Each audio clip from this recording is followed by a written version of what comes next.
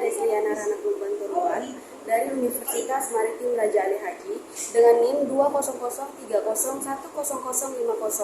Nah, di sini sekarang saya bersama salah satu guru SMP di SMP Negeri 2 Tanjung Pinang. Izin Bu, apakah Ibu boleh memperkenalkan nama terlebih dahulu? Nama Ibu Rosita Hadiani, tepatnya guru SMP Negeri 2 Tanjung Pinang, dan Ibu mengajar di mata pelajaran Bahasa Indonesia. Oke, itu aja mungkin. Baik Bu, terima kasih. Nah, sekarang saya izin untuk mewawancarai Ibu. Nah, materinya itu mengenai metode pembelajaran apa yang Ibu gunakan di dalam proses belajar mengajar bahasa Indonesia terhadap peserta didik. Metode, kalau ditanya metode, mungkin jawabnya beragam.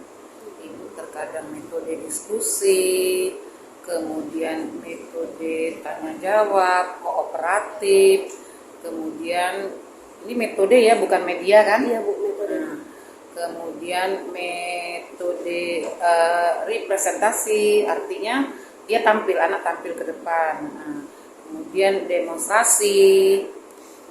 Nah, itulah yang Ibu sering lakukan.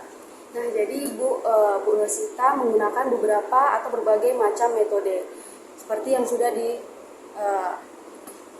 dipaparkan oleh Ibu Rosita. Nah, yang kedua, apa strategi pembelajaran yang sering Ibu gunakan terhadap peserta didik? Strateginya kerjasama, kooperatif kerjasama strateginya. Kemudian kita sebelumnya tentu seorang guru itu harus mempersiapkan dulu materi, menguasai, bukan hanya mempersiapkan, tapi juga menguasai materi akan disajikan. Kemudian kalau kita mau tampil diskusi, bila memerlukan properti, gunakan properti. Kemudian kalau mau tampil representatif, artinya anak-anak tampil ke depan, anak-anak mau demo, demonstrasi. Nah, berarti anak-anak harus mempersiapkan propertinya. Kemudian selain kita menyiapkan properti, menguasai materi, kemudian kita bisa memanajemen. Artinya mengatur waktu dalam saat pembelajaran. Saat pembelajaran kita atur waktu supaya tidak habis waktu sementara materinya masih banyak tertinggal, akhirnya tidak efektif.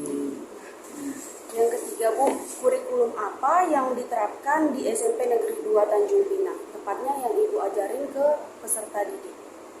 Kurikulumnya ada 2 yang diajarkan di SMP Negeri 2 Tanjung Pinang. Kelas 7 kurikulum Merdeka, sementara kelas 8 dan kelas 9 masih kurikulum K13. Kebetulan Ibu ngajar kelas 8 masih menggunakan kurikulum K13. Nah, bagaimana proses pembelajaran bahasa Indonesia yang Ibu terapkan di sekolah SMP Negeri 2 Tanjung Pinang? Ya, bervariasi seperti strategi dan metode yang Ibu jelaskan tadi ngajarnya. Ya bisa berkelompok, ya bisa secara langsung tanpa berkelompok, spontan aja, siapa yang bisa langsung jawab. Ya macam-macam caranya. Kemudian bisa anak mengerjakan sendiri, kemudian menemukan sendiri solusinya, baru nanti kita secara bersama-sama memperbaiki. Salah satunya. Jadi Ibu menggunakan berbagai macam strategi dan metode dalam proses belajar mengajar. Ya, tergantung materinya. Nah, apakah Ibu menerapkan atau menggunakan media pembelajaran bervariasi? Ada, tapi setiap hari bervariasi itu jujur memang tidak, karena tergantung mata pelajarannya. Nah, yang Ibu gunakan medianya PPT ada, video ada, kemudian iklan-iklan, slogan. Kemudian nggak usah jauh-jauh, kadang-kadang di dinding kelas itu sudah bisa kita jadikan contoh sebagai media. Misalnya kebetulan di kelasnya ada iklan, ada slogan, maka itu sudah bisa dijadikan media. Kemudian medianya bisa juga alam terbuka. Ya, kita bawa anak ke alam terbuka saat dia belajar menulis puisi. Ya, kita sediakan dia alam terbuka untuk mencari inspirasi. Nah, kemudian saat dia main drama, Dia tampil di depan. Medianya apa?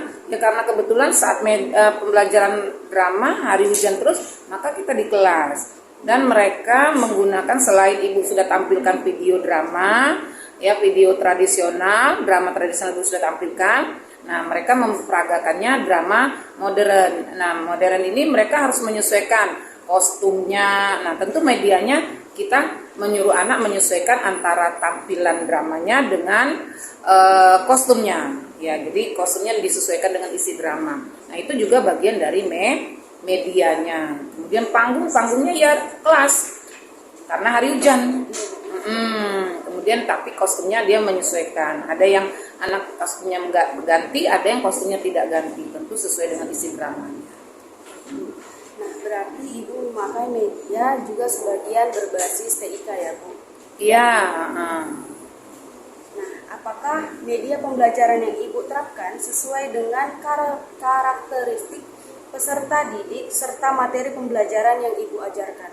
Iyalah, kalau kita pakai media tak sesuai dengan pembelajarannya tentu nggak nyambung dia nanti. Tentu harus disesuaikan. Misalnya tadi ketika pembelajaran menyajikan teks drama, tentunya kan anak harus disajikan dulu drama singkat. Nah, tentu ibu bawakan drama-drama tradisional supaya anak-anak tahu drama tradisional itu apa sih. Karena anak-anak sekarang kan drama tradisional pada umumnya nggak tahu, taunya cuma drama modern.